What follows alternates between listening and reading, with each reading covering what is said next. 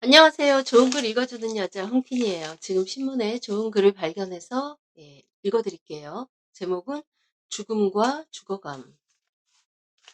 최근 갑작스러운 죽음을 자주 접하게 된다. 그럴 때마다 타인의 죽음을 통해 나의 죽음에 대해 생각하게 된다. 나는 어떻게 죽을 것인가? 아니, 어디서 어떻게 죽어갈 것인가? 호스피스 운동의 선구자였던 엘리자베스 퀴블러 로스의 죽음과 죽어감에서처럼 현대인에게는 이제 죽음보다 죽어감의 과정이 더 중요해진 것 같다. 그래서 만성퇴행성 질환이나 장기적인 투병보다 차라리 짧고 간결한 죽음을 원하는 것은 나만의 바람이 아닐 것이다. 긴 병에 휴자 없다는 말이 있듯이 병이 길어지면 가까운 가족조차 한결같은 마음으로 그 곁을 지켜주기가 쉽지 않다. 미하일, 미하일 하네케 감독의 아무르는 사랑에 관한 영화이자 죽음에 관한 영화다. 죽음을 통해서만 온전히 발현되고 증명될 수 있는 사랑, 또는 사랑에 의해서만 완성될 수 있는 죽음이 있음을 말해주는 영화다. 어떤 희망이나 서사적 전환도 없이 영화가 진행되는 동안 카메라는 죽어가는 자의 얼굴을 담담하게 그러나 집요하게 비추고 있다. 제자의 연주회에 다녀온 노부부는 누군가 문을 따려던 흔적을 보며 무심코 도둑에 대한 얘기를 주고받는다. 침대에 누워있는데 도둑이 들었다고 생각해봐. 난 싸우다가 죽었을걸. 아내 안내의 이 농담은 결국 도둑처럼 들이닥친 질병과 죽음에 대한 예언이 되고 만다. 이처럼 질병은 평온한 일상에 불현듯 찾아와 살아있는 물기와 온기를 서서히 거두어 가기 시작한다. 하지만 갑자기 찾아온 질병 앞에서 우리에게 주어진 선택지는 많지 않다. 고작 해야 병원에 갈 것인가 말 것인가 결정하는 것이다. 안느가 식사하다가 갑자기 멍해지는 증상을 보이자 남편 조르주는 그녀를 병원에 데리고 간다. 안느는 결국 뇌졸중으로 오른쪽이 마비된 몸으로 집에 돌아온다. 그녀는 남편에게 하나만 약속해달라고 부탁한다. 다시는 날 병원에 보내지 마. 이 말은 인간다운 존엄을 잃지 않고 죽음을 맞이하게 해달라는 청원일 것이다.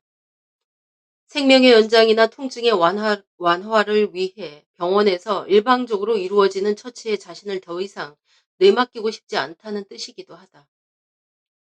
물론 이 영화의 병원 장면은 단 한 번도 등장하지 않는다. 지루할 정도로 두 사람이 사는 아파트 내부가 줄곧 배경이 될 뿐. 회상을 통해서라도 그 공간을 벗어나는 법이 없다. 그 갇혀있음, 벗어날 수 없음 자체를 힘주어 말하려는 듯한 말이다. 그런데도 불구하고 집의 대립항으로 병원이라는 공간을 자꾸 떠올리게 된다. 현관, 거실, 부엌, 침실, 욕실을 오가며 하루하루 진행되는 노부부의 조용한 사투.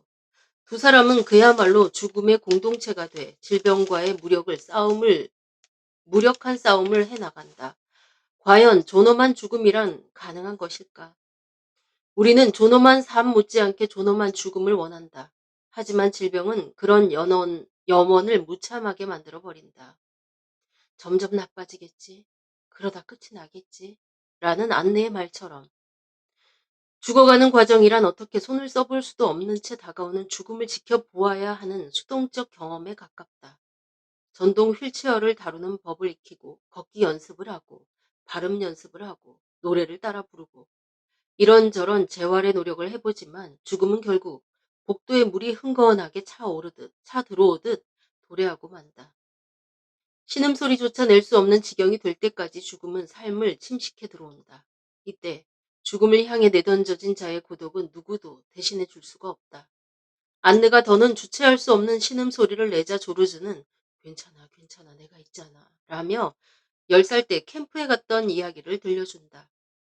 이렇게 함께 노래를 부르거나 이야기를 나누는 일이 그들에게는 길고 고통스러운 죽어감의 과정을 견딜 수 있는 유일한 무기였다. 결국 조르주는 베개로 아내의 얼굴을 눌러 질식사시키고 자신도 함께 죽음의 길을 선택한다. 이러한 선택을 살인이라고 범죄라고 쉽게 말할 수 있을까? 더 이상 살아있다고 말할 수도 없는 목숨을 끊어주는 것이 그가 남편으로서 할 수 있는 마지막 사랑의 행위였던 것이다. 네, 이상입니다. 이 글은 서울과학기술대 문예창작학과 교수인 나희덕 시인의 어떤 시선이라는 코너의 글이었습니다. 네, 참 여러 가지 생각을 하게 하는 좋은 글이죠. 네, 지금까지 신문 읽어준 여자 홍퀸이었습니다.